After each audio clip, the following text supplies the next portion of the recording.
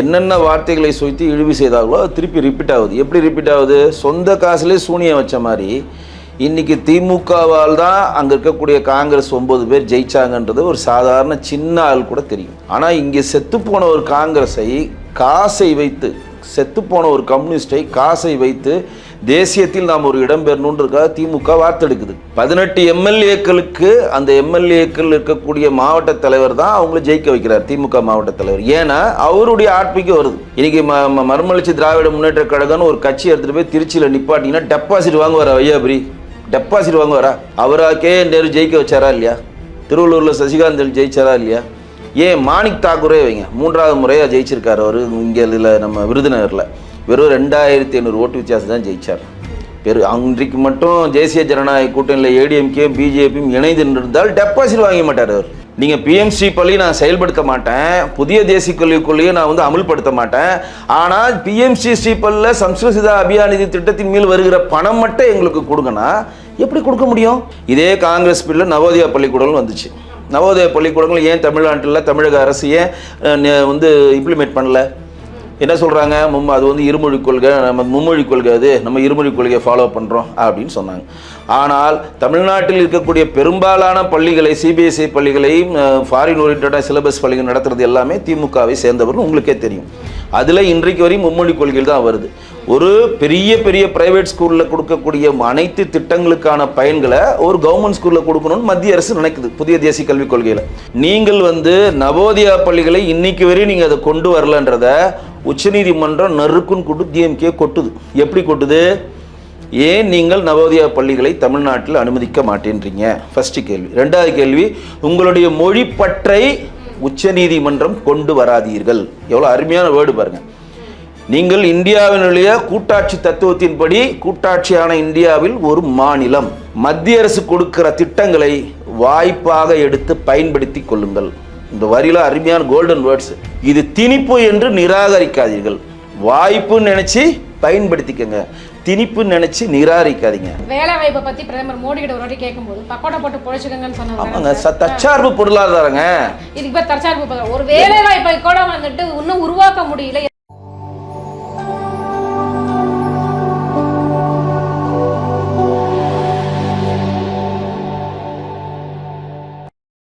நேர்களுக்கு வணக்கம். இன்றைய நேர்காணலில் நம்மோடு இணைந்திருக்கிறார் அரசியல் விமர்சகர் திரு வெங்கடேஷ் அவர்கள். வாருங்கள் பேசுவோம். வணக்கம் சார். வணக்கம் மேடம். சார், இன்றைய தான் பார்த்தீங்க அப்படின்னா கூட்டணிகள் எல்லாம் சுமூகமாக போயிட்டு இருக்கு அப்படின்னு நினைச்சிட்டு இருக்கிற சமயத்தில் இந்த பக்கம் திமுக காங்கிரஸுக்கு நடுவில் மிகப்பெரிய கூட்டணி சலசலப்புகள் ஏற்படுது. இந்த சலசலப்புகள் என்டிஏ கூட்டணிக்கு சாதகமாக அமையும் நினைக்கிறீங்களா? சலசலப்புகள் என்டிஏ கூட்டணி சாதகமாக அமையாது அப்படின்றது ஒரு தலைப்பட்சமாக இருந்தாலும், ஒரு காலத்தில் தேசிய ஜனநாயக கூட்டணியை பார்த்து அந்த கூட்டணி ஜெல்லாவில், அந்த கூட்டணியில் சலசலப்பாக இருக்குது, அந்த கூட்டணியில் தலைவர்கள் தான் கை கோக்குறாங்க, சந்திரபாத கூட்டணி அப்படின்னு என்னென்ன வார்த்தைகளை மதச்சார்பற்ற முற்போக்கு கூட்டணியை சேர்ந்த கட்சிகள் சேர்ந்தவர்கள் எல்லாம் எழுப்புனாங்களோ அதெல்லாம் அப்படியே ரிவிட் இப்போ அவங்களுக்கு அடிக்குது. யாருக்கு அடிக்குது? ஐக்கிய முற்போக்கு மதச்சார்பற்ற ஜனநாயக கூட்டணின்னு சொல்லுகிற திமுக கூட்டணி இருக்கக்கூடியவர்களுக்கு அடிக்குது. என்னென்ன வார்த்தைகளை சொய்த்து இழிவு செய்தார்களோ அது திருப்பி ரிப்பீட் ஆகுது. எப்படி ரிப்பீட் ஆகுது? சொந்த காசுலேயே சூனியம் வச்ச மாதிரி இன்றைக்கி திமுகவால் தான் அங்கே இருக்கக்கூடிய காங்கிரஸ் 9 பேர் ஜெயிச்சாங்கன்றது ஒரு சாதாரண சின்ன ஆள் கூட தெரியும். திமுகவின் பலத்தினால தான் இன்றைக்கி 18 எம்எல்ஏக்கள் வென்றெடுத்தாங்கன்றது அரசியல் தெரிந்த அறிவார்ந்த சிந்தனையுடையவர்கள் எல்லாருக்குமே தெரியும். ஏன்னா இப்போ காங்கிரஸ் என்ன சொல்கிறாங்க, நாங்கள் பெரிய ஆளாயிட்டோம், எங்களுக்கு தாவேக்கா கூப்பிட்றாங்க, அவங்க கூப்பிட்றாங்க, இவங்க கூப்பிட்றாங்க அப்படின்னு அவங்க சொல்கிறாங்க. ஆனால் போன முறை காங்கிரஸுடைய வரலாறு எடுத்திங்கன்னா இப்போ எங்களுக்கு முக்து பாரத்னு சொல்கிற முக் பாரத் தான் எங்களுடைய, காங்கிரஸ் இல்லா இந்தியா தான் எங்களுடைய குறிக்கோள், பிஜேபி குறிக்கோள், அது மாற்றே கிடையாது. ஆனால் இங்கே செத்துப்போன ஒரு காங்கிரஸை காசை வைத்து, செத்துப்போன ஒரு கம்யூனிஸ்டை காசை வைத்து தேசியத்தில் நாம் ஒரு இடம் பெறணுன்றதுக்காக திமுக வார்த்தெடுக்குது. எப்படி நான் உங்களுக்கு சொல்கிறேங்க இல்லைங்க, நீங்கள் கம்யூனிஸ்ட் கட்சியை சேர்ந்த ஒருத்தர் திண்டுக்கல்லில் பெருவாரியான வாக்கு விசாரத்தில் எம்பியாக ஜெயிக்கிறார். கம்யூனிஸ்ட் கட்சி தனியாக நின்னா ஜெயிக்க முடியுமா? அவ்வளோ பணம் இருக்கா? இன்றைக்கி எம்எல்ஏ நிற்கினா கூட 10 கோடி வேணுன்றாங்க, எம்பிக்கு 50 கோடி வேணுன்றாங்க. அவ்வளோ இருக்கா? அப்போ திண்டுக்கல் பெரியசாமின்னு ஒரு மாவட்டத்தை செயலாட்ட அது கொடுத்தோன்னா அவருடைய கண்ட்ரோல் அது வரதுனால நாம் கட்சியினுடைய குட் புக்கில் இருக்கணும், நம்மக்கிட்ட ஒரு பொறுப்பு கொடுத்தா நம்ம கரெக்டாக செஞ்சு ஜெயிக்க வைப்போன்றதுக்காக அந்த வேட்பாளர் கூலாக இருக்கார். யார் கம்யூனிஸ்ட் வேட்பாளர் கூலாக இருக்கார். யார் வேலை செய்கிறாங்க? திமுக காரங்க வேலை செஞ்சு ஜெயிக்க வச்சாங்க. இதெல்லாம் இது நன்றி தானே, இது நன்றியை மறக்கிறாங்கன்னு தான் நான் சொல்லுவேன். நீங்கள் 18 எம்எல்ஏக்கள் ஜெயிச்சாங்கன்னு ஸ்மார்ட் அடிக்கிறாங்க. நீங்கள் கொடுத்ததில் நாங்கள் 18 பேர் ஜெயித்தோம், நீங்கள் தோத்த தொகுதியை தான் ஜெயிக்கிறோம் அப்படின்னு சொல்கிறாங்க. நம்ம பாஜக காரணம் இருந்தாலும் நியாயம்னு ஒன்று வேணும்ல, நான் அதனால தான் நியாயத்தை சொல்கிறேன். 18 எம்எல்ஏக்களுக்கு அந்த எம்எல்ஏக்கள் இருக்கக்கூடிய மாவட்ட தலைவர் தான் அவங்கள ஜெயிக்க வைக்கிறார், திமுக மாவட்ட தலைவர். ஏன்னா அவருடைய ஆட்பிக்கு வருது. இன்றைக்கி மறுமலர்ச்சி திராவிட முன்னேற்ற கழகம்னு ஒரு கட்சி எடுத்துகிட்டு போய் திருச்சியில் நிப்பாட்டிங்கன்னா டெபாசிட் வாங்குவாரா? ஐயாபுரி டெபாசிட் வாங்குவாரா? அவரா KN நேரு ஜெயிக்க வச்சாரா இல்லையா? திருவள்ளூரில் சசிகாந்த் ஜெயிச்சாரா இல்லையா?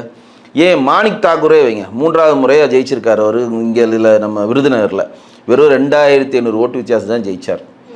அன்றைக்கு மட்டும் தேசிய ஜனநாயக கூட்டணியில் ADMK BJPயும் இணைந்து இருந்தால் டெபாசிட் வாங்க மாட்டார் அவர். ஏன்னா ராதிகாவும் பல 2 லட்சம் ஓட்டுக்கிட்ட வாங்கினாங்க, விஜய் பிரபாகரும் சரியான ஓட்டு வாங்கினார். வெறும் 2500 ஓட்டில் தான் அவர் ஜெயிச்சார். அப்போ ஒரு எம்எல்ஏக்கள் சீட்டு கொடுக்குறப்ப அந்த எம்எல்ஏக்களுக்கான திமுகவுடைய மாவட்ட தலைவரும் மாவட்ட செயலாளரும் அடிப்படையாக BLOக்கும் பூத்தில் ஆள் இருந்து அவங்களுடைய கௌரவம் பாதிக்கப்படக்கூடாதுன்னு அவங்க பணம் செலவு பண்ணி இவங்கள ஜெயிச்சு கொண்டு வராங்க. கரெக்டாக? ஈரோடு கிழக்கு தேர்தல் எடுத்துக்கங்க. ஈரோடு கிழக்கு தேர்தலில் EVK இளங்கோவனும் நிற்கணும்னு மாண்புமிகு முதலமைச்சர் MK ஸ்டாலின் கேட்டு அவர்கிட்ட பணம் இல்லை, ஆள் இல்லைன்ட்டார். என்னை எவனும் ஜெயிக்க மாட்டான், என் கட்சியில் இருக்கவங்களாம் என்னை மதிக்க மாட்டான், என்னை எவனுக்கு பிடிக்காது, என்னை விட்டுடுங்க, நீங்கள் வேட்பாளரை மட்டும் இருங்க, நாங்கள் பார்த்துக்கிறோன்னு அவர் வேட்பாளரை கொண்டு தமிழ்நாட்டில் இருக்கக்கூடிய 36 அமைச்சர்களில் 15 அமைச்சர்கள் ஈரோடு கிழக்கில் போய் வேலை செஞ்சாங்க. பட்டி போட்டு வேலை செஞ்சாங்க, பூத்தை பிரித்து. பட்டி அன்றைக்கி தான் எப்படி திருமங்கலம் ஃபார்முலா திமுக ஃபேமஸோ பட்டி ஃபார்முலா அன்றைக்கி திமுக ஃபேமஸ் ஆச்சு. ஒரு குறிப்பிட்ட ஆட்களை ஒரு பட்டியில் வச்சு அடைச்சி அவங்களுக்கு டிவியை போட்டு படத்தை காமிச்சு பிரியாணி போட்டு போகிறப்ப 1000 ரூபா பணம் கொடுத்து கோட்டரை வாங்கி கொடுத்து அவங்களுக்கு முழு நேர சோம்பேறியாக்கி ஓட்டு வேணுன்ற ஒரே காரணத்துக்காக KN நேரு பூத்து அதிகமாக, செந்தில் பாலாஜி பூத்து அதிகமாக, நம்ம ஏவாவேலு பூத்து அதிகமாக, திண்டுக்கல் பெரியசாமி பூத்து அதிகமாக, இவங்களுக்குள்ள ஒரு போட்டி மனப்பான்மை கொண்டு பெருவாரியான வாக்கு விஷயத்தில் EVK இளங்கோவனை ஜெயிக்க வச்சாங்க. அந்த EVK இளங்கோவன் நிற்கிறாரு காங்கிரஸை சேர்ந்த வேட்பாளருக்கு மருந்தும் கூட அன்னைக்கு தமிழ்நாடு காங்கிரஸ் காரியக்கமிட்டி தலைவர் இருக்கக்கூட அழகிரி போய் வாக்கு சேகரிக்க போகல. காங்கிரஸை சேர்ந்த ஒருத்த கூட அங்கே போய் வேலையே செய்யலை. எவ்வளோ பெரிய முரண்பாடு உச்சம் பாருங்கள். திமுக தனக்கு ஒரு கடமையை கொடுத்துட்டாங்க, அந்த நம்மக்கிட்ட 10 பூத்தை கொடுத்துட்டாங்க. அந்த 10 பூத்தில் நம்மக்கிட்ட இருக்க பூத் தான் அதிகமான நம்பர் வரும். தேசிய கட்சி தேசிய அளவில் பார்த்தீங்க அப்படின்னா பாஜகவுக்கும் மிகவும் எதிர்கட்சியாக இருக்கக்கூடிய ஒரு காங்கிரஸ் கட்சியானது பல இடங்களில் இந்த மாதிரி ஒரு தோல்வி நிலையை சந்திப்பதற்கு முக்கியமான காரணம் எலெக்ஷனில் நடக்கக்கூடிய அந்த ஓட்டிங் மிஷின் சொல்கிறாங்க. இன்னொரு விஷயம் பார்த்தீங்க அப்படின்னா SIR பண்ணி கொண்டு வந்ததுனால நிறைய பாஜக நிறைய தில்லுமுள்ளு பண்ணி தான் எலெக்ஷனில் ஜெயிச்சே இருக்காங்க அப்படின்ற மாதிரி தானே புகார் வைக்கிறாங்க காங்கிரஸ். அது அவங்க வச்சு காமெடி புகார் நீதிமன்றமே தள்ளுபடி பண்ணிடுச்சு. EVM மிஷினை பற்றி கொஞ்ச நாள் ஓட்டிகிட்டு இருந்தானுங்க, இப்போ SIR ஓட்டிகிட்டு இருக்காங்க. எல்லாமே நீதிமன்றம் சொல்கிறதாம எங்கள் தேர்தல் கமிஷன் கேட்க முடியும். நீங்கள் தனிப்பட்ட ஒரு நபர் என்ன வேணா சொல்லலாம். பாஜக கிட்ட தானே சார் இருக்கு. அப்போனா இங்கே நீங்கள் சொல்கிற மாதிரி எடுத்துக்கிட்டால் தமிழ்நாட்டில் 133 தேதி திமுக எப்படி ஜெயிச்சது? EVM மிஷினை ஏமாற்றி ஜெயிச்சிட்டாங்களா? அந்த கூற்று வருதுல்ல. 39 MPக்கள் ஜெயிச்சாங்களா? அவங்களாம் EVM மிஷினை ஏமாற்றி ஜெயிச்சாங்களா? அப்போ உங்களுக்கு வந்தால் ரத்தம், எங்களுக்கு வந்தால் தக்காளி சட்னியா? இமாச்சல் பிரதேசில் எப்படி ஜெயிச்சிங்க? ஜார்க்கண்டில் எப்படி ஜெயிச்சிங்க? இப்போ தெலுங்கானாவில் EVM மிஷினுக்கு கோளாறு பண்ணி ஜெயிச்சிங்களா? கர்நாடகாவில் EVM மிஷினுக்கு இது பண்ணி ஜெயிச்சிங்களா? இன்றைக்கி மாநகராட்சி கைப்பற்றிருக்கீங்க, பெரும்பாலான மாநகராட்சி கேரளாவில் EVM மிஷினுக்கு கைப்பற்றி ஜெயிச்சிங்களா? சும்மாங்க. அதாவது ராகுல் காந்திக்கு நாடாளுமன்றம் முடக்குவதற்கு ஒரு பிரச்சனை வேணும். நல்லா கேளுங்க, இங்கே எல்லாத்துக்குமே சுப்பீரியர் பவர் சுப்ரீம் கோர்ட்டு தான். இந்தியன் கான்ஸ்டியூஷன் படி தான் இந்திய அரசாங்கம் ரன் பண்ண முடியும். ராகுல் காந்தி சொல்கிறதுக்காக ரன் பண்ண முடியாது, மாண்புமிகு முதலமைச்சர் சொல்கிறதுக்காகலாம் ரன் பண்ண முடியாது. கான்ஸ்டியூஷன் படி என்ன இருக்கோ கான்ஸ்டியூஷனை விட்டு நீங்கள் தவறுனீங்கன்னா கோர்ட்டு உள்ளே வரும். இதை நீங்கள் தவறுறீங்க, இதை நீங்கள் பண்ணக்கூடாதுன்னு கோர்ட்டு ஒரு செக் வைக்கும். ரைட்டா? அப்போ இன்றைக்கி பீகார் எலெக்ஷன் நடக்கக்கூடாது, அது நொதுன்னு போனாங்க. பீகார் எலெக்ஷன் நடக்காமல் இருந்துச்சா? இன்றைக்கி மம்தா போனாங்க, போய் நேரடியாக வாதாடினாங்க. எலெக்ஷன் நிற்க போதா? தேர்தல் கமிஷன்றது கூட்டாட்சி தத்துவத்தினரோட அங்கம். தேர்தல் கமிஷன் செய்வதற்கு அதற்கான அதிகாரம் இருக்குது. அவங்க ஃபில்டர் பண்ணுறாங்க. 20 வருஷத்துக்கு ஒரு வாட்டி வேட்பாளர் இருக்கானா, செத்தானா, டபுள் ஓட்டு இருக்கா, எல்லாத்தையும் செக் பண்ணி வெளியிட வேண்டியது அவருடைய பிரதான வேலைங்க. கோர்ட்டுக்கு ஒரு அதிகாரம் இருக்க மாதிரி தேர்தல் கமிஷனுக்கு ஒரு அதிகாரம் இருக்குது. நான் தேர்தல் கமிஷன் சார்பாக பேசலை, அவங்க வேலையை அவங்க செய்கிறாங்க. தேர்தல் கமிஷனில் பார்த்தீங்க அப்படின்னா எதிர்கட்சி தலைவர் ஒருத்தர் இருக்கணும், ஒரு ஓய்வு பெற்ற ஒரு நீதிபதி ஒருத்தர் இருக்கணும். இந்த மாதிரி ரூல்ஸ் எல்லாம் வச்சு தான் ஃபாலோ பண்ணணும். ஆனால் அங்கே அப்படி இருக்காங்கன்னு நினைக்கிறீங்களா சார்? ஃபுல்லாகவே பாஜகவோட ஆட்கள் தானே அங்கே இருக்காங்க. இல்லை, இது நிறைய பேருக்கு இது புரிதலே கிடையாது. ஓய்வு பெற்ற உச்சநீதிமன்றம் ஒருத்தரும் எதிர்கட்சி தலைவரும் மாண்புமிகு பாரத பிரதமர் ஒருத்தர் இருக்கணும் நீங்கள் சொல்கிறீங்க. புதிதாக பாராளுமன்றத்தில் சட்டம் இயற்றும் வரை அப்படி இருந்துக்கலாம். நல்லா புரிஞ்சுக்கங்க, தயவுசெய்து இதுக்கு கொண்டு போய் சொல்லுங்கள். பாராளுமன்றத்தில் தேர்தல் கமிஷன் சேர்ந்தெடுக்கிற அந்த 3 அதிகாரம் கொண்ட அமைப்புக்கு இந்திரா காந்தி பீரியட், நேரு காந்தி பீரியட்லேருந்து இப்படி இருக்குது. உச்சநீதிமன்றம் ஒன்று, எதிர்கட்சி ஒன்று, இப்படி இருக்குது. அதுக்குன்னு சட்டம் ஏற்றப்படலை. அது சட்டம் கிடையாது, ஒரு அலுவலாக இருந்துச்சு. பாஜக அரசாங்கம் வந்தால் சட்டம் ஏற்றுறாங்க. சட்டம் என்ன ஏற்றுறாங்க? எதிர்கட்சி தலைவர் ஒருத்தர், பிரதமர் ஒருத்தர், எம்பி இருக்குது. உச்சநீதிமன்றம் ஏற்கனவே கான்ஸ்டியூஷன் படி தான், கான்ஸ்டியூஷன் தலைமையாக இருக்கிறப்போ அவங்க இதில் கொண்டு வர தேவைன்னு சொல்லி சட்டம் ஆயிடுச்சு. சட்டம் ஆன பிறகு நீங்கள் எப்படி மாற்ற முடியாத? திட்டம் வேற, சட்டம் வேற. நீங்கள் ஏன் இல்லை வேலையே இல்லை. இங்கே சட்டத்தின் படி தான் செயல்படுத்த முடியும். இங்கே எல்லாமே சட்டம், கான்ஸ்டியூஷன் படி தான் செயல்படுத்த முடியும். பாஜக தானே சார் நமக்கு ஏத்த மாதிரி சட்டத்தை வந்து வளைச்சுக்கிறாங்க. அது வந்து நீங்க ஜெயிச்சு வாங்க, உங்களுக்கு ஏத்த மாதிரி வளைச்சுக்கங்க. அதுதான் திரும்ப அங்கதான் வருது. எலெக்ஷன் கமிஷனே இவங்க கையில தானே இருக்குது. இல்லைங்க, தயவுசெய்து புரிஞ்சுங்க. சட்டம்ன்றது அந்தந்த அரசாங்கத்துக்கு ஏற்ற மாதிரி தாங்க சட்டங்கள் செயல்படும். நீங்கள் வந்து சட்டங்கள் மாற்றணும்னா பாஜக ஓட்டு போட்டு மட்டும் சட்டங்கள் மாற்ற முடியாது. தயவுசெய்து புரிதலோட வாங்க. நாடாளுமன்றத்தில் பாஜகவுக்கு வந்து பெரும்பான்மை இருக்குது. வேறு மாநில லெவலில், மக்களவையில். மாநில லெவலில் என்ன பண்ணுவீங்க? மாநில லெவலையும் அது சட்டமாகணும்ல. மாநில லெவலில் என்ன பண்ணுவீங்க? மாநில லெவலில் பெரும்பான்மை இருக்கா பாஜகவுக்கு? அந்த அந்த அந்த கான்ஸ்டியூஷன் எடுத்து வந்து 2015-16 எடுத்துகிட்டு வந்துட்டாங்க. அப்போ பலம் இருந்துச்சா? அப்போ எல்லா கட்சிக்கிட்டையும் சொல்லி கன்வின்ஸ் பண்ண பிறகுதாங்க அது நடக்கும். அது மாதிரிலாம் நடக்காது. நீங்கள் பொத்தாமதே திமுக கார அடிச்சு விட்டு போகிறது, அங்கே இருக்கலாமே இங்கே இருக்கலாமே. நீங்கள் உள்ளே இறங்கி பார்க்கணும் சப்ஜெக்டை. அங்கே சமாஜ்வாதி கட்சியோ, திரிணாமுல் காங்கிரஸோ எல்லாருமே ஆதரவு தெரிவித்தா தான் சட்டமாகும். அது மேபி காங்கிரஸ் ஆதரவு தெரிவிக்கல கூட வச்சுக்கோங்க, மற்ற கட்சியில் ஆதரவு தெரிவிச்சிருக்குல்ல. இப்போ நீட்டே கொண்டு வந்தாங்க. நீட் வந்து 2014 நடத்தணும்னு சொல்லி உச்சநீதிமன்றம் சொல்லி நீட்டை கொண்டு வராங்க. அது வரையும் நடத்தணுன்றதான் சொன்னாங்க. பிஜேபி அரசாங்கம் கொண்டு வந்தால் அது பார்லிமெண்ட்டில் சட்டமாக்கிச்சு. நீட்டை வந்து நாங்கள் உச்சநீதிமன்றத்தை வழிகாட்டில் போட்டு நாங்கள் சட்டமாக்குறோம். பார்லிமெண்ட்டில் சட்டமாக்குறப்ப காங்கிரஸ் ஆதரித்து ஓட்டு போடுது, சமாஜ்வாதி ஆதரிச்சு ஓட்டு போடுது, கம்யூனிஸ்ட் ஆதரித்து ஓட்டு போச்சு, திரிணாமுல் காசு ஆதரித்து ஓட்டு போட்டுச்சு. யார் ஆதரிக்கல? டிஎம்கே, ஏடிஎம்கே மட்டும்தான் அதனுடைய இதுக்கு வந்து ஆதரிக்கல. மற்றதெல்லாம் ஆதரிச்சாங்க, சட்டம் ஆயிடுச்சு. அப்போ டிஎம்கே, ஏடிஎம்கே ஆதரிக்கிறதுனால அந்த சட்டத்தை நிறுத்த முடியாது. இந்திய அரசாங்கத்தின் அரசியலமைப்பு சட்டப்படி தான் இந்த உலகமே செயல்படும், இந்தியாவே செயல்படும். டிஎம்கேவும் ஏடிஎம்கேவும் நீட்டை எதிர்த்து அவங்க ஆதரிக்கலை. ஆனால் பெரும்பான்மை ஆதரிச்சு சட்டம் ஆயிடுச்சுல. இன்னைக்கு உச்சநீதிமன்றம் ஏன் நீட்டுக்கு போக மாட்டேன்றாங்க? மாண்புமிகு முதலமைச்சர் நீட்டை நீக்கிடுன்றார். உச்சநீதிமன்றத்துக்கு ஏன் போக மாட்டேன்றாங்க? ஏன்னா உச்சநீதிமன்றம் தான் சட்டம் பார்க்க சொல்லுது. உச்சநீதிமன்றம் தான் அதை வந்து நீட்டுக்கு எல்லாருக்கும் பொதுவானது, நீங்கள் சட்டமாக்கிடுங்க பார்லிமெண்ட்லன்னு சட்டமாக்குறாங்க. அப்போ போனால் நறுக்குன்னு கொட்டும் உச்சநீதிமன்றம். சட்டமாக்கிட்டாரு. இந்தியாவில் இருக்க 27 மாநிலம், பின்தங்கிய மாநிலம் பீகார், பின்தங்கிய மாநிலம் மேகலா, வடகிழக்கு மாநிலம் இருக்கவங்களாம் நீட் எழுதி உள்ளே வரான். நீ முன்னேறின மாநிலம் நீ எதுக்கே விலக்கு கேட்குற? நறுக்குன்னு கொட்டும். அதனால உச்சநீதிமன்றம் இந்த படத்தை ஓட்டிக்கிட்டே இருக்கு. நான் 50 லட்சம் பேர் கையெழுத்து வாங்கிட்டேன், நாங்கள் அவங்கள்ட்ட சொன்னோம், நாங்கள் ஜனாதிபதிக்கு அனுப்பிச்சு வைக்கிறோம், கவர்னர்கிட்ட சொல்லி விட்டோன்னு போகாத ஊருக்கு வழி தேடி நம்மளே முட்டாளாக்கிட்டு இருக்காங்க. நீட்டை தெளிவாக புரிஞ்சுக்கங்க. நீட்டை நீங்கள் நீக்கவே முடியாது. ஏன்னா அது திட்டம் கிடையாது, அது சட்டம். இதை புரிஞ்சுக்கணும். இவங்க வந்து நீங்கள் டீப்பாக இப்போ நீங்கள் சொன்னீங்க பாரு, அப்படி பார்த்தா போக டிஎம்கே சொல்கிறாங்க எதிர்கட்சி தலைவர் ஒருத்தர் இருக்கணும், தேர்தல் கமிஷனில் இப்போ பிரதமர் இருக்கணும், அப்புறம் உச்சநீதிமன்ற நீதிபதி ஒருத்தர் இருக்கணும், சும்மா அப்படி அடிச்சு விட்டிங்க பாருங்க. அது உள்ளே போனீங்கன்னா அதற்கான விரிவான விளக்கங்கள் இருக்குது. ஆனால் இவங்க விரிவான விளக்கங்கள் போக மேல்பக்கமாக அப்படி தட்டி விட்டு போகிறது. எல்லாமே சட்டப்படி தான் நீங்கள் நடத்தணும், அப்படி தான் நடக்கவும் முடியும். சட்டத்தை மீறி தமிழக அரசும் செயல்பட முடியாது. சட்டத்தை மீறி தேசிய ஜனநாயக கூட்டணியில் ஆளுகிற மோடி அவர்களும் செயல்படுத்த முடியாது. அதற்கு மீறி நீங்கள் செயல்பட்டீங்கன்னா நீதிமன்றம் கேள்வி கேட்கும், ஒவ்வொன்றுத்துக்குமே கேள்வி கேட்கும். இன்னொரு விஷயம் பாருங்க, இப்ப நீங்க சட்டத்துக்கு உட்பட்டுதான் எல்லாமே நடக்கணும் அப்படின்னு சொல்றீங்க. நீங்க தேசிய கல்விக் கொள்கையை ஏத்துக்கிட்டா மட்டும்தான் உங்களுக்கான நிதி வந்து நாங்க கொடுப்போம் அப்படின்னு சொல்றாங்க. இது எந்த சட்டத்துல இருக்குது? கட்டாயப்படுத்தி எங்களை அந்த அதை எடுக்க வைக்கிறீங்கல்ல சார். பணம் நீ இதை இது ஒத்துக்க, அப்பதான் உங்க பணம் ரிலீஸ் பண்ணுவேன். இதுவும் புரிதல் இல்லாததான். நியாயம் சார், இதுவும் புரிதல் இல்லாதான். புதிய தேசிய கல்விக் கொள்கைன்றது காமனான ஒரு பாலிசி. அது நீங்க வேணும்னா ஏத்துக்கலாம், வேணான்னா போய்க்கலாம். முழுசா சொல்ல விடுங்க. நான் புதிய தேசிய கல்விக் கொள்கையையும் பிஎம்ஸ்ரீ பள்ளியும் நான் ஏற்றுக்க மாட்டேன்னு மூணு மாநிலம் முரண்டு பிடிச்சது. ஃபர்ஸ்ட் மாநிலம் மேற்கு வங்காளம், 2வது மாநிலம் கேரளா, 3வது தமிழ்நாடு. மேற்கு வங்காளம் நான் புதிய தேசிய கல்விக் கொள்கையும் பிஎம்ஸ்ரீயும் ஏற்றுக்க மாட்டேன், உங்கள் வழிக்கே வரல, எனக்கு சட்டம், எனக்கு திட்டமும் வேணாம், பணமும் வேணாம், போயிட்டாங்க. கேரளா வந்து முழிச்சுக்கிட்டே இருந்து இப்போ என்ன பண்ணிட்டாங்க, 1400 கோடி அவங்களுக்கு பெண்டிங்கில் இருக்கின்றப்ப நாங்கள் பிஎம்ஸ்ரீ பள்ளியும் புதிய தேசிய கல்விக் கொள்கையும் ஏற்றுக்கிறோன்ட்டு சைன் பண்ணி 1400 கோடி வாங்கி செயல்படுத்துகிறாங்க. இப்போ தமிழக அரசு என்ன சொல்லுதுன்னா, நீங்கள் பிஎம்சி பள்ளி நான் செயல்படுத்த மாட்டேன், புதிய தேசிய கல்விக் கொள்கையை நான் வந்து அமுல்படுத்த மாட்டேன், ஆனால் பிஎம்சி ஸ்ரீபல்லில் சம்ஸ்கிருத அபியான் நிதி திட்டத்தின் மேல் வருகிற பணம் மட்டும் எங்களுக்கு கொடுங்கன்னா எப்படி கொடுக்க முடியும்? அதுதான் தர்மேந்திர பிரதான் ஓப்பனாக பாராளுமன்றத்தில் சொல்கிறாருங்க, நான் சொல்லுங்க, பாராளுமன்றத்தில் சொல்கிறாரு. நீங்கள் பிஎம்சி பள்ளியிலிருந்து இம்ப்ளிமெண்ட் பண்ணினா அந்த பள்ளியை நடத்துவதற்கான கொடுக்கப்பட்ட தொகை தான் 1400 கோடி சம்ஸ்கிருத அபியான் திட்டம், அனைவருக்கும் கல்வின்னு வாஜ்பாய் கொண்டு வந்து திட்டம். அதை நீங்கள் சைன் பண்ணுறீங்க தரன்ட்டு, ஃபஸ்ட் தடவை அனுப்பிச்சிடுறாங்க.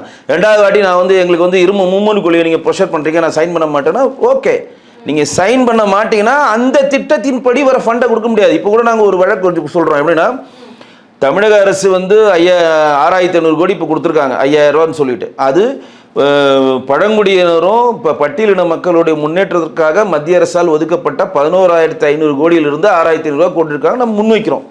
இது ஆடிட்டிங் ரிப்போர்ட்டில் வரும். அப்போ இப்போ நீங்கள் வந்து நிர்பயா திட்டத்தின் கீழே உங்களுக்கு ஒரு நிதி வருதுன்னா, நிர்பயா திட்டத்தின் கீழே வர நிதியை நிர்பயா திட்டத்தில் வடிவமைக்கப்பட்ட அந்த சரத்துகளுக்கு தான் நீங்கள் செலவு பண்ணணும். அது செலவு பண்ணணும்னா மத்திய அரசுக்கு திருப்பி அனுப்பணும்.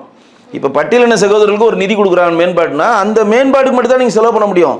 அது செலவு பண்ண வரையும் மிச்சம் இருந்தால் மத்திய அரசு திருப்பி போயிடும். அது அந்த காலாண்டுக்குள்ளே நீங்கள் செலவு பண்ணலாம், திருப்பி வந்துடும். அப்போ சம்ஸ்கிருத அபியான் திட்டன்றது பிஎம்சி பள்ளியில் இணைய வேண்டும்ன்றது ஒரு சரத்து, ஒரு சட்டம். அதில் நீங்கள் இணைய மாட்டேன், ஆனால் பணம் மட்டும் கொடுங்கன்னா பணம் கொடுக்க முடியாது. கல்விக்கான மத்திய அரசு கொடுக்குற தொகுப்பு நிதியில் என்னென்ன பணம் வருதோ அது உங்களுக்கு வந்துக்கிட்டே தான் இருக்கும். நீங்கள் என்றைக்கு வந்து சம்ஸ்கிருத அபியான் திட்டத்தில் இணையணும், பிஎம்சி பள்ளியில் நாங்கள் செயல்படுத்துகிறோம், மாதிரி பள்ளிகள் தான் செயல்படுத்துகிறோம், ப்ளஸ் தேசிய கல்விக்குள்ளே எடுத்துக்கிறோன்னு நீங்கள் சொன்னீங்கன்னா மட்டும்தான் அந்த அமௌண்ட்டு வெளியே வரும். அது வரலன்னா பிரதமர்கிட்ட போய் கேட்டார், வரல. இப்போ நீதிமன்றம் நாடி இருக்காங்க, எதுவுமே வரலையே, ப்ராசஸே வரலையே. ஏன் பண்ண முடியாதுன்னா, இப்போ ஒரு மாநிலம் மகாராஷ்டிராவிலேருந்து ஜார்க்கண்ட் எடுத்துங்க, ஜார்க்கண்டில் நாங்கள் பிஎம்சி பள்ளியில் இணைய மாட்டோம், நீங்கள் பிஎம்சியில் பள்ளி இணையாமையே அவங்களுக்கு 1400 கோடி ரூபா கொடுத்துட்டீங்க, நாங்கள் மட்டும் இணைஞ்சி ஏன் எங்களோட இதை பண்ணோம், நாங்கள் இணைய மாட்டோம், எனக்கு 1400 கோடி கொடுத்தா நீங்கள் என்ன பண்ணுவீங்க? இது வந்து ஒரு திட்டங்க. இது பாருங்க, ஒருத்தர் வந்து நிதியை தர முடியாதுன்னு சொல்லவே முடியாது மத்திய அரசால், யாராலையும் நிப்பாட்ட முடியாது. பாராளுமன்றத்தில் நெஞ்ச நிமித்தி கல்வித்துறை அமைச்சர் தர்மேந்திர பிரதான் சொல்கிறாருன்னா அவர்கிட்ட டேட்டா இருக்குங்க. பாராளுமன்றத்தில் கேள்வி எழுப்ப நேரடியாக சொல்கிறார், நீங்கள் இணையறன்னு சொன்னீங்க, கையெழுத்து போட்டீங்க, கனிமொழியெல்லாம் வந்து பார்த்து இணையறாண்டாங்க, நாங்கள் ஃபஸ்ட் அமௌண்ட் ரிலீஸ் பண்ணோம். ரெண்டாவது வாடி கேட்டால் மும்மொழி கொள்கை, புதிய தேசிய கொள்கை நீங்கள் ப்ரெஷர் பண்ணுறீங்க. நீங்கள் இவ்வளோ தெளிவாக கேட்குறீங்களே. இதே காங்கிரஸ் பில்லில் நவோதயா பள்ளிக்கூடங்கள் வந்துச்சு. நவோதயா பள்ளிக்கூடங்கள் ஏன் தமிழ்நாட்டில் தமிழக அரசு ஏன் வந்து இம்ப்ளிமெண்ட் பண்ணல? என்ன சொல்கிறாங்க, அது வந்து இருமொழி கொள்கை, நம்ம மும்மொழி கொள்கை, அது நம்ம இருமொழி கொள்கையை ஃபாலோ பண்ணுறோம் அப்படின்னு சொன்னாங்க. ஆனால் தமிழ்நாட்டில் இருக்கக்கூடிய பெரும்பாலான பள்ளிகளை, சிபிஎஸ்இ பள்ளிகளையும் ஃபாரின் ஓரியன்டாக சிலபஸ் பள்ளிகள் நடத்துறது எல்லாமே திமுகவை சேர்ந்தவர்கள் உங்களுக்கே தெரியும். அதில் இன்றைக்கு வரையும் மும்மொழி கொள்கையில் தான் வருது. ஒரு பெரிய பெரிய பிரைவேட் ஸ்கூலில் கொடுக்கக்கூடிய அனைத்து திட்டங்களுக்கான பயன்களை ஒரு கவர்மெண்ட் ஸ்கூலில் கொடுக்கணும்னு மத்திய அரசு நினைக்குது. புதிய தேசிய கல்விக் கொள்கையில் ஒரு கவர்மெண்ட் ஸ்கூலில் இப்போ பிஎம்சி பள்ளி வந்துச்சுன்னா, பள்ளி மாதிரி பள்ளி நீங்கள் எடுத்துட்டிங்கன்னா, ஸ்பெஷல் ஃபண்டில் என்ன வரும் உங்களுக்கு? லேப் வரும், கிரவுண்ட்ஸ் வரும், அதற்கான ஸ்போர்ட்ஸ் வரும், டிஜிட்டல் சம்மந்தமான ஏஐ டெக்னாலஜி வரும். ஒரு மேலில் இருக்கக்கூடிய ஒரு சிபிஎஸ்இ சிலபஸை விட இன்டர்நேஷனல் சிலபஸில் இருக்கக்கூடிய அனைத்து தரங்களும் அதில் கொண்டு வருவாங்க. இது ஒரு டெஸ்டிங். இது சக்ஸஸ் ஆச்சுன்னா இந்தியா ஃபுல்லாக இம்ப்ளிமெண்ட் பண்ணுறாங்க. அதுதான் பிஎம்சி பள்ளி. இப்போ தமிழ்நாட்டில் வந்து 52 லட்சம் கார்பரேஷன் ஸ்கூல் இருக்குன்னா 52 பள்ளிகளும் கொண்டு வர மாட்டாங்க. குறிப்பிட்ட சில மாவட்டங்களில் பள்ளிகளை கொண்டு வந்து அதை இம்ப்ளிமெண்ட் பண்ணுவாங்க. மாதிரி பள்ளிகள் மாதிரி தான் அது. அப்போ நீங்கள் வந்து நவோதயா பள்ளிகளை இன்னைக்கு வரையும் நீங்கள் அதை கொண்டு வரலன்றத உச்சநீதிமன்றம் நறுக்குன்னு கொண்டு டிஎம்கே கொட்டுது. எப்படி கொட்டுது? ஏன் நீங்கள் நவோதயா பள்ளிகளை தமிழ்நாட்டில் அனுமதிக்க மாட்டேன்றீங்க? ஃபர்ஸ்ட் கேள்வி. ரெண்டாவது கேள்வி, உங்களுடைய மொழி பற்றை உச்சநீதிமன்றம் கொண்டு வராதீர்கள். எவ்வளோ அருமையான வேர்டு பாருங்க. நீங்கள் இந்தியாவினுடைய கூட்டாட்சி தத்துவத்தின்படி கூட்டாட்சியான இந்தியாவில் ஒரு மாநிலம், மத்திய அரசு கொடுக்கிற திட்டங்களை வாய்ப்பாக எடுத்து பயன்படுத்தி கொள்ளுங்கள். இந்த வரியில் அருமையான கோல்டன் வேர்ட்ஸ். இது திணிப்பு என்று நிராகரிக்காதீர்கள். வாய்ப்புன்னு நினச்சி பயன்படுத்திக்கங்க, திணிப்புன்னு நினச்சி நிராகரிக்காதீங்க. ப்ளஸ் நீங்கள் உங்களுடைய மொழி புலமையும் மொழி ஆற்றலையும் இதில் கொண்டு வராதிங்க. முதலில் என் மண், என்னுடைய மக்கள், என் மாநிலம், என் மொழி, என் இனம் பேசுவதை முதல்ல நிறுத்துங்க. நம் நாடு இந்தியா, நம் மொழி அனைத்து மொழி. அப்புறம் மாநில சுயஉரிமை, மாநில சுயாட்சிலாம் அப்புறம் என்ன சார் பண்றது? எதுவுமே இல்ல அப்படின்னா அப்புறம் எதுக்கு மாநிலம்? அதுதான் அந்த வரியை யூஸ் பண்ணியிருக்காங்க. மத்திய அரசு கொண்டுறது கூட்டாட்சி தத்துவ நாடு அடிப்படையில் 28 மாநிலம் 7 யூனியன் பிரதேசம் இந்தியாவில் இருக்கப்ப 27 மாநிலமும் 7 யூனியன் பிரதேசம் ஏற்றுக்குச்சு. நீங்கள் மட்டும் ஏற்றுக்கலாம் கூட்டாட்சி தத்துவத்தின்படி தவறு தானே. இப்போ நீங்கள் தனி நாடா தமிழ்நாடுன்றது இந்தியாவில் ஒரு அங்கம் தானே. அப்போ நவோதயா பள்ளிகள் இந்தியாவில் இருக்குது. பாண்டிச்சேரியில் இருக்குது 2 நவோதயா பள்ளி, ஆந்திராவில் இருக்குது, கர்நாடகாவில் இருக்குது, கேரளாவில் இருக்குது. இங்கே மட்டும் இல்லைன்னா நீங்கள் அதுக்கு பதில் சொல்லுங்கள். ஏன் இல்லை? இங்கே நவோதயா பள்ளிகள் வந்துச்சுன்னா அவங்க பிஸ்னஸ் படுத்துகிறோம். நீங்கள் கல் இறக்கிறது அனுமதி கொடுத்தா டாஸ்மாக் படுத்துகிறோம். இதுக்கு இது நடத்ததெல்லாம் யார்? அரசாங்கம் நீட் வேணும் துடிக்கிறாங்களே இவங்களாம் வந்து நீட்டை ஆதரித்து பெரிய பெரிய டாக்டராக இருந்தவங்களா? நீட்டை இங்கே கொண்டு வந்தனால் இவங்களுடைய மேனேஜ்மெண்ட் கோட்டா வரக்கூடிய பணம் நின்றுச்சு. இவங்க பெரிய பெரிய பில்டிங் கட்டி கடனை வாங்கி மெடிக்கல் காலேஜ் அப்ரூவல் வாங்கி கட்டி வச்சிருக்காங்க. அதில் நின்றுச்சு. நீட் இல்லைன்னா கோட்டா 2 கோடி 3 கோடி வித்து தானே இருந்தீங்க. ரோட்டில் போகிறவரெல்லாம் டாக்டர் ஆகலையா? நீங்கள் தமிழ்நாட்டில் இருக்கக்கூடிய 234 எம்எல்ஏக்களில் 90% எம்எல்ஏ கூட பசங்க டாக்டர். ஒரு ஊசி கூட போட தெரியாது அவனுக்கு, தெரியுமா? எப்படி டாக்டர் ஆனா சொல்லுங்கள்? நீங்களே வேந்தரு, நீங்களே அப்ரூவ் பண்ணுவீங்க, நீங்களே பரீட்சை எழுதுவீங்க, நீங்களே பாஸ் பண்ணுவீங்க, நீங்களே ஒரு கோட்டை போட்டு நீங்களே டாக்டர் சொல்லிட்டு வெளியே வந்துருக்கீங்க. ஒரு பில்டிங்கை கட்டி உட்கார வச்சு அவர் தான் டீன் உட்கார வச்சு அவர் டாக்டர் ஆகிடுவீங்க. எதுக்கு நீட்டுக்கு உயிருடன் விளையாடக்கூடாது? இந்திய மருத்துவ கவுன்சில் வந்து சொல்லுதுங்க, உயிரோடு விளையாடக்கூட ஒரு விஷயங்க. ரோட்டில் போகிற வரவங்களாம் காசை வாங்கி டாக்டர் ஆக்கினாங்களா இல்லையா? இன்றைக்கி நான் சொல்கிறேன், இன்றைக்கி தான் ப்ரைவேட் ஹாஸ்பிட்டல் போங்க, எவனா கையை பிடிச்சி உங்களை பார்க்குறானா? எவனா உன் நாக்கத்து நீட்டுன்னு சொல்கிறானா? எவனா கண்ணில் டார்ச் வச்சு பார்க்குறானா? எவனா அவங்க நாடி பிடிக்க தெரியுமா? எவனா நீங்கள் போனோடனே எதை நம்புறான்? மிஷினை நம்புறான். இப்போ இந்த ஸ்கேன் எடுத்துட்டு வா, அந்த ஸ்கேன் எடுத்துட்டு வா, எம்ஆர்ஐல போய் படுத்துட்டு வா, இந்த எக்ஸ்ரே எடுத்துட்டு வா, அதை எடுத்துட்டு வா, இதை எடுத்துட்டு வா, எல்லாத்தையும் எடுத்துட்டு வந்தோடனே அந்த மிஷின் சொல்றது. சென்னையே பார்த்தீங்க அப்படின்னா மெடிக்கல் டூரிசத்துக்கு பேர் போன இடம். மெடிக்கல் டூரிசம் சென்னை அப்படின்னு சொல்றாங்கல்ல சார், அந்த அளவுக்கு இங்க தான் வந்து அந்த அளவுக்கு டெவலப் ஆயிருக்கு அப்படின்னா இதோட திராவிட கட்சிகளுடைய ஒரு வளர்ச்சி தானே சார். தயவு செய்து ஒன்று புரிஞ்சுங்க, சென்னையில் மிகச்சிறந்த டாக்டர்ஸ் இருக்காங்க. எந்த டாக்டர்ஸ் தெரியுமா? தமிழ்நாட்டில் தமிழக அரசால் நடத்தப்படுகிற அரசாங்க மருத்துவக் கல்லூரியில் படிக்கிறவர்கள் எல்லாரும் திறமையான டாக்டர்ஸ், நான் ஒத்துக்கிறேன். ஆனால் ப்ரைவேட் செக்டாரில் பறக்கிறதில் படிக்கிறவங்கள 70 to 80% வந்து மார்க்கை வாங்கி ஈயடிச்சாங்க காப்பி அடித்து டாக்டரேட் வாங்குறாங்கன்னு தான் அந்த நீட்டுன்னு ஒன்று கொண்டே வந்தது. இது தயவுசெய்து புரிஞ்சுக்கங்க. இது வந்து தமிழ்நாடுக்காக கொண்டு வரல நீட்டு. இந்திய மருத்துவ கவுன்சில் ஆவரேஜாக எடுக்கிறான். ஒரு டாக்டர்ன்றது மிகப்பெரிய பணிங்க. யூடியூப்பை பார்த்து ஆப்ரேஷன் பண்ணதெல்லாம் நீங்கள் பார்த்தது இல்லையா? எவ்வளோ பேர் கேட்குறான், மருந்து எழுதி தரல அவனுக்கு, டாக்டர் ஆகிடுறான். டாக்டர் அவன் தான் அவங்க அப்பா தான் சான்சலர் இருப்ப டாக்டர் ஆகி விட்டுறாங்க, அவனுக்கு எதுவுமே தெரியல. இங்கே மெடிக்கல் ஹப் இருக்குன்னா அதுக்கு என்ன காரணம் அப்படின்னா, நம்ம வந்து ரொம்ப வருடமாக மெடிக்கல் சம்மந்தப்பட்ட ஆட்களை நம்ம வந்து வளர்த்துக்கிட்டே இருக்கோம். குறிப்பாக சொன்னால் எடப்பாடி பழனிசாமியோட ஆட்சியில் 11 மருத்துவக் கல்லூரி இங்கே கொண்டு வந்திருக்கோம். இந்தியாவிலே அதிகமான மருத்துவக் கல்லூரி இருக்குது. ஒரு மாவட்டத்துக்கு ஒரு மருத்துவக் கல்லூரி கொண்டு வந்து பெருமை தமிழ்நாடு. அதனால தான் தமிழ்நாடு மெடிக்கலுடைய ஹப்புன்னு சொல்கிறோம். சரிங்களா?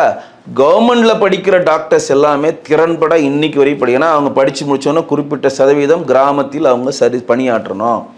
அதற்கப்புறம் நகரத்தில் வந்து பண்ணணும். அவங்க கவர்மெண்ட் கிளினிக் வச்சுருந்தாங்கன்னா ப்ரைவேட் கிளினிக் வச்சிக்கக்கூடாது. இப்போ நீங்கள் கவர்மெண்ட் ஹாஸ்பிட்டலில் போய் நீங்கள் படுத்திக்கினா உங்களை எந்த அளவு குணப்படுத்தி வெளியே அனுப்புவோம். ரைட்டா? எப்போ டாக்டர் இன்னும் 2 நாள் இருக்கணும், சரியாச்சு, வீட்டில் போய் படுத்துக்க, எந்திரி, முதல்ல அடுத்த பெட்டை விட அடுத்த வாரம் வரணும். இதே நீங்கள் ப்ரைவேட்டில் போய் பார்த்தீங்கன்னா உங்களை நீங்கள் டாக்டர் சரியா அந்த ஸ்கேன் ரிப்போர்ட் வர வேண்டியது இருக்குப்பா, மூளை உள்ள ஒரு பிரச்சனைன்னு சொல்கிறாங்கப்பா, அது என்னன்னு பார்த்துக்கலாம், நீ நாளைக்கு செத்துரு வைப்பானா என்ன பண்ணுவான்? படுத்துருவானா இல்லையா? அப்போ மிஷினை நம்புகிறது. நான் எல்லாரையும் குறை சொல்ல விரும்பலை. நீங்கள் நீட்டுக்கு வருவதற்கான காரணத்தை தான் சொல்கிறேன். இங்கே இருக்கக்கூடிய மெடிக்கல் காலேஜினுடைய தரத்தை பற்றி அதெல்லாம் நான் குறை சொல்ல விரும்பலை. ஆனால் இன்றைக்கு இன்ஜினியரிங் காலேஜ் இப்போ எல்லாருமே ஒரு கேலியாக சொல்கிறாங்க, இன்ஜினியரிங் படிச்சிட்டோம் நாங்கள், ஆனால் நாங்கள் போய் வந்து ஸ்விக்கியில் வேலை செய்கிறோம், டொமேட்டோவில் வேலை செய்கிறோம், சொமேட்டோவில், அதெல்லாம் கிடையவே கிடையாதுங்க. யாருடையிலும் கிடையாதுங்க. நீங்கள் டீம்டு யூனிவர்சிட்டியில் போய் படிக்கிறீங்க. அந்த டீம்டு யூனிவர்சிட்டி என்ன பண்ணுது? உங்களை எப்படியாவது ஒரு புத்தகம் ஆக்கி உங்களை பாஸ் பண்ணி வெளியே 100% காட்டுது. வேலை வாய்ப்பை பற்றி பிரதமர் மோடி கிட்ட ஒரு வாட்டி கேட்கும்போது பக்கோடா போட்டு பொழைச்சுக்கங்கன்னு சொன்னாங்க. ஆமாங்க, தற்சார்பு பொருளாதாரங்க. இதுக்கு பேர் தற்சார்பு. ஒரு வேலை வாய்ப்பை கூட வந்துட்டு இன்னும் உருவாக்க முடியல. எத்தனை பேர் இங்கே வேலை வாய்ப்பு இல்லாமல் இருக்கிறாங்க? புலம்பெயர் தொழிலாளர்கள் எத்தனை பேர் இங்கே வந்துகிட்டு இருக்கிறாங்க சார்? அது நிர்வாக தோல்வியை காட்டுதான் இல்லையா? முதல்ல ஒன்றும் புரிஞ்சுங்க, வேலை வாய்ப்புன்றது இன்றைக்கி ரோஜ்கர் யோஜனான்னு சொல்லிட்டு டெய்லி வேலைவாய்ப்புக்கான ஃபண்டை கொடுத்துட்ருக்காங்க. நீங்கள் நல்லா புரிஞ்சுக்கங்க, மோடி அவர்களுடைய திட்டங்கள் எல்லாமே வேலை வாய்ப்பை உருவாக்குற திட்டங்கள் இல்லை. ஒருத்தர் வேலை செய்து அவர் 10 பேருக்கு வேலை கொடுக்குற திட்டம். தற்சார்பு பொருளாதாரம். நீங்கள் பக்கோடா விற்கிறது, நீங்கள் கேவலவாசலுக்கு ஒரு பக்கோடா ஒருத்தர் விற்றானா அது பெரிய ஒரு சைக்கிள், அது ஒரு சைக்கிள். இதெல்லாம் நீங்கள் உள்ள டீப்பாக போனால் தான் தெரியும். வேலை வாய்ப்பு கவர்மெண்ட் வேலை தரது ஒரு அரசாங்கத்தினுடைய பணி கிடையாது. அரசாங்கத்துக்கு என்ன தேவை? மெடிக்கலு, போலீஸ் சட்டம், போலீஸ், இளைஞர்களுக்கு வேலை வாய்ப்பை உருவாக்கி தர வேண்டியது அரசாங்கத்துடைய கடமை தான். இளைஞர்களுடைய வேலை வாய்ப்பு உருவாக்குறது தாங்க ஸ்டார்ட் அப் இந்தியா. இன்னைக்கு உலகத்திலே நம்பர் 1 ஸ்டார்ட் அப் இந்தியாவில் நம்ம இருக்கிறாங்க. உலகத்திலே நம்பர் 1 செல்போன் கம்பெனியில் நம்பர் 2 இருக்கிறாங்க. செமி கண்டரில் நம்பர் 2 இருக்கிறாங்க. இதெல்லாம் நம்மளுடைய பணி தான். இதெல்லாம் வந்து வேலை வாய்ப்பு எல்லாமே வருது. எல்லாமே இன்னைக்கு எல்லாரோட இன்வெஸ்ட்மெண்ட்ஸும் இந்தியாவை நோக்கி ஏன் திரும்புது? இளைஞர்கள் அதிகமாக இருக்கு. சாஃப்ட்வேரில் நம்பர் 1 நம்ம தான் இருக்கிறோம். வேலை வாய்ப்பு நீங்கள் நினைக்கிற மாதிரி கவர்மெண்ட் வேலை வாய்ப்பை உருவாக்கி அதன் மூலம் நிறைய பேருக்கு வேலை கொடுக்குறது. இப்போ கூட மாண்புமிகு பிரதமர் வந்து வருடத்துக்கு 1 கோடி பேருக்கு வேலை கொடுக்குறேன்னு சொல்லி தேர்தலில் சொன்னாங்களாம் கூட இங்கே சொன்னாங்க. அந்த 1 கோடி பேருன்றது கவர்மெண்ட் வேலை கிடையாது. 1 கோடி பேருன்றது ஒருத்தர் 10 பேருக்கு வேலை தரது. இன்னைக்கு படித்து முடிச்சுட்டு நீங்கள் போனீங்கன்னா, நீங்கள் போனோன்னா ஒரு கம்பெனியில் போய் வேலை செஞ்சீங்கன்னா உங்களுக்கு ஸ்டேட்டாக ஸ்டைஃபன் 15,000 ரூபா மத்திய அரசு தருது. அந்த கம்பெனியில் நீங்கள் பர்மனெண்ட் ஆகிட்டு அங்கேருந்து நீங்கள் லோனை வாங்கிட்டு அப்படியே ஆரம்பிக்கலாம். இப்போ நீங்கள் வேலையை முடிக்கிறீங்க, நீங்கள் பிஇ முடிக்கிறீங்க, முடிச்சுட்டு ஒரு போனால் இது சம்மந்தமான கம்பெனிக்கு நீங்கள் போனால் கம்பெனிக்கான ஸ்டைஃபன் தனி, மத்திய அரசு ஒரு ஸ்டைஃபன் தருது. இந்த 2 ஸ்டைஃபனில் வச்சு நீங்கள் 2 வருஷம் அங்கே செஞ்சவரும் நீங்கள் பொருளாதாரத்தில் வந்துருக்கீங்க. அந்த கம்பெனி ப்ராசஸ் தெரிஞ்சுக்கிறீங்க. இந்த ப்ராடக்ட்டை எப்படி நம்ம மேனுஃபேக்சர் பண்ணால், எப்படி சந்தைப்படுத்தலாம், எப்படி இம்போர்ட் பண்ணலாம் எல்லாம் தெரிஞ்சுக்கிட்டு நீங்கள் வெளியில் வரீங்க. முத்ரா லோன் வரீங்க, ஸ்டார்ட் அப் இந்தியாவுக்கு வரீங்க. நீங்கள் ஒரு இது ஃபேக்ட்ரி ஆரம்பிச்சு நீங்கள் 10 பேரை உருவாக்குறீங்க. அதுதான் ஸ்டார்ட் அப் இந்தியா. இங்கே வந்து நான் முதல்வன் திட்டம் மூலமா வந்துட்டு தொழில் சொல்லி தராங்க இல்லைங்க சார் இளைஞர்களுக்கு. அது என்ன தமிழக அரசு பண்ணிட்டு இருக்காங்க? எங்க பண்றாங்க? நான் முதல்வன் திட்டத்தில் என்ன தராங்க? திட்டத்தில் எத்தனை இளைஞர்கள் வந்துட்டு பயன்பெற்று இருக்காங்க சார்? எங்களை பயன்பெற்றிருக்காங்க சொல்லுங்க, நீங்களே சொல்லுங்க சார். தொழில் கத்துக்கிறாங்க சார். அவங்களுக்கு தேவையான வொகேஷனல் குரூப் எடுத்துட்டு அவங்களுக்கு தேவையான தொழில்களை வந்து கத்து கொடுத்துட்டு இருக்காங்கல்ல சார். அப்போ வந்து திமுக அரசு வந்து தொடர்ந்து வந்து குறை சொல்லிக்கொண்டே இருப்பது தான் வந்து நான் முதல்வன் திட்டம்லாம் வந்து விஸ்வகர்மா யோஜனா திட்டத்தினுடைய காப்பி தான் நான் முதல்வன் திட்டம். தயவுசெய்து புரிஞ்சுக்கங்க. விஸ்வகர்மா யோஜனா திட்டத்தில் 17 தொழில் குலத்தொழில வந்து ஆதரிக்க அது அப்போ உங்களுக்கு மேல் புரிதல் இல்லாதவங்களுக்கு தான் அந்த பிரச்சனையே. இது எல்லாமே திமுக சார்பாக பேசுறது புரிதல் இல்லாததான். விஸ்வகர்மான்றது திட்டத்தின் பெயர். விஸ்வகர்மாக்கள் 5 தொழில் செய்கிறவங்க தான் விஸ்வகர்மா. 5 தொழிலை தாண்டி மற்ற வேலை செய்கிறவங்க விஸ்வகர்மாக்கள் கிடையாது. விஸ்வகர்மான்றது விஸ்வனா உலகம், சரிங்களா? ஒட்டுமொத்த உலகத்தை படைத்த ஒரு கடவுளின் பெயராக அதுக்கு அந்த திட்டம் வைக்கப்பட்டிருக்கு. இப்போ விஸ்வகர்மா யோஜனா திட்டம்னா விஸ்வகர்மா ஜெயந்தி மோடி அவர்கள் பிறந்த செப்டம்பர் 17 அன்னைக்கு நடக்குது. அதனால மோடி அவர்கள் விஸ்வகர்மா இனத்தை சேர்ந்தவரா?